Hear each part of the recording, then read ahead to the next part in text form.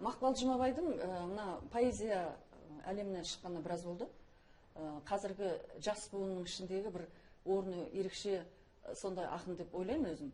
Өйткені оның жырлары сондай сыршыл, содан кейін өзінің жастығына қарамай, жырларында жеке адаммен бүкіл әлемнің мұңы астасып жатады.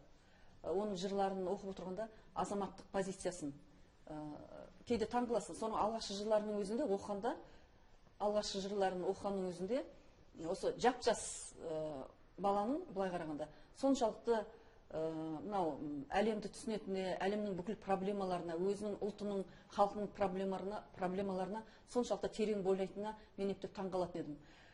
Меніңше мұның біраз бастаулары бар сияқты. Бірінші, Мақпалдың ұлттық топырағы мықты, ал ең бастысы бір себеп Мақпалдың анасы Биғайша Медеуова деген қазақтың жақсы ақыны. Енді алғашында Биғайша өте қатты шықты, сосын кейін енді семья құрды, отбасылы болды, балалы болды дегендей, мүмкін басқа да себептер болды ма, кейін онша көрінбей қалған сияқты маған. Мүмкін мен жырларын оқымадым ба. Бірақ кейін осы Мақпал Жұмабай шыққан кезде, мысалы, Биғайша өзінің ана ретінде, ақын ретінде үлкен бір миссиясын орындады ғой деп өзім ойладым. Өйткені Мақпалдай ақынның қазақ поэзиясында болу өте қуаныш. Мақпалдың жырлары сондай бір сұхбаттастығымен диалогичность дейді ғой, сондай мен ерекшеленеді.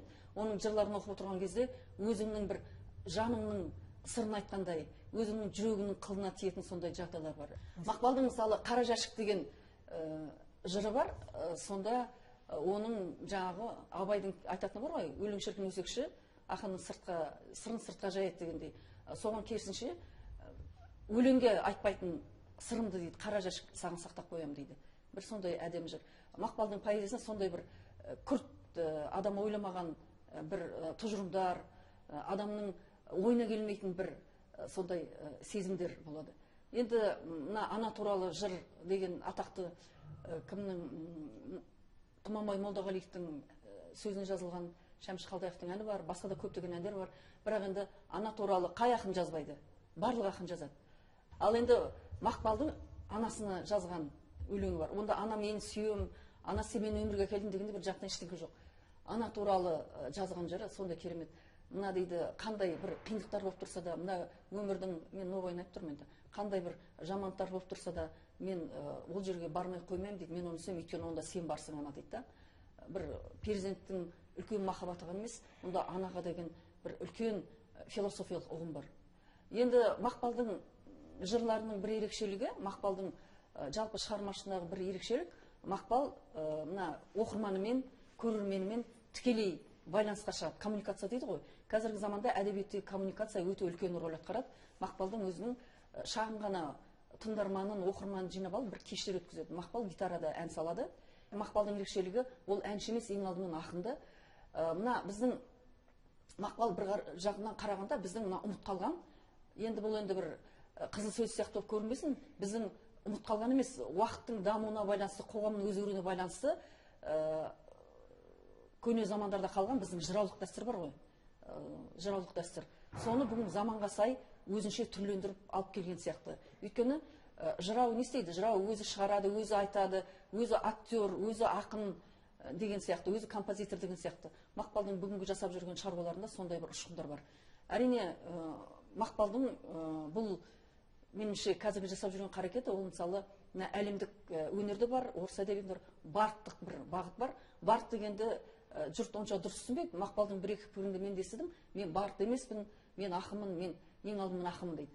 Мықты барттар ең алдымен ақын. Оның ішінде мысалы өте көрнекті өкілі орыс әдебиетінде Болат Акуджава бар. Болат Акуджаваны сіз әнші деп, басқа деп қабылдамайсыз, ең алдымен өте биік философиялық ой айтатын керемет ақын деп қабылдайсыз. Мақпалдың ойында мына жасап жүрген шаруалары сондай сияқты.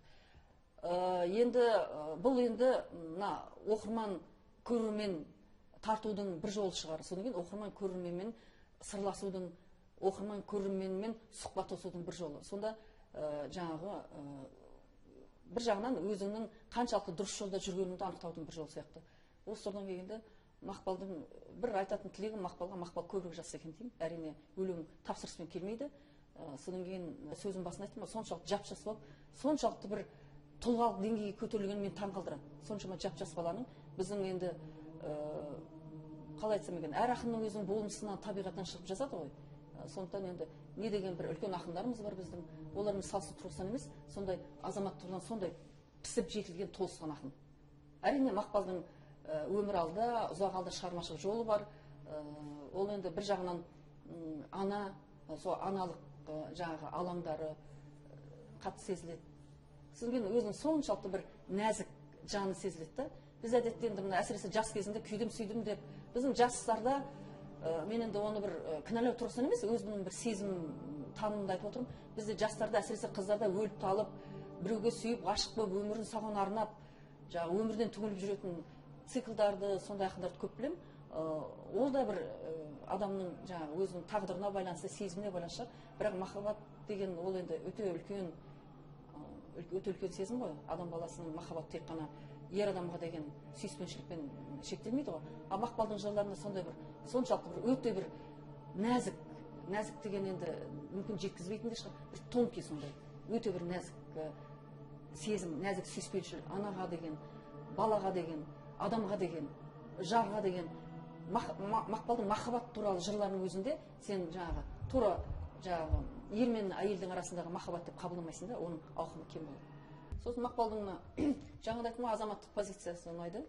Бізде көп ақындар енді, мен бұл кінәлау тұрғысынан емес, ол әркімнің жаңа айтты ғой, өзінің болмысы бар. Тек қана мен шығармашылықпен жүремін деп, өзімді шығармашылыққа арнаймын деп жүретіндер бар. Бірақ Мақпал өмірге, бүгінгі қоғамдық тыныс-тіршілікке соның ортасында отырады да.